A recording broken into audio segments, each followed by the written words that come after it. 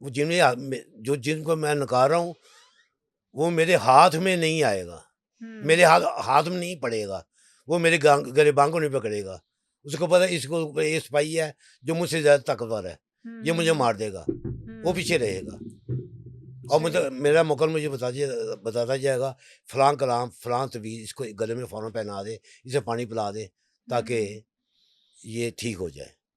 کبھی کبھی ہم دیکھتے ہیں کہ پانی کے چھینٹے کلام پڑھ کے اس کے اوپر مارے جاتے ہیں، بچے یا بچی کے اوپر جی جی یا کسی بھی بندے کے اوپر، تو اس کے جنات اس کے بولنے لگ جاتے ہیں. بونے لگ جاتی ہے، اس ایسا لیے بھی. اسی لیے کلام کے لیے مارتے ہیں. وہ نوری کلامی ہوتی ہے، کالا علم نہیں ہوں. ہوتا، تاکہ یہ اس کو آگ لگے، یہ بات کرے ہمارے ساتھ. ہوں. بعض جن ہوتے ہیں جو آگے اپنا دکھاوا کر کے تو نکل جاتے ہیں، ہوں. ہم پانی مارتے جاتے ہیں لیکن انہیں کچھ نہیں ہوتا.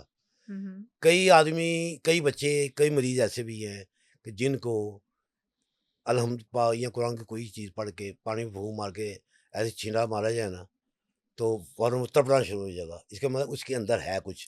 ہوں. اب یہ پتہ کرنا ہے اس کے اندر ہے کیا، جادو ہے یا جنات ہیں. پھر وہ پتہ کرتے ہیں، اس کے حساب سے ہم کام کرتے ہیں. ہوں.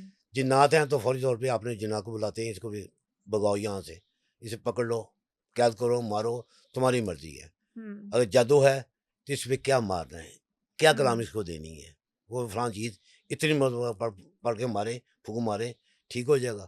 یا ہوں. فلاں تویز دے دے، کسی گلے میں ڈال دے، یہ ٹھیک ہو جائے گا.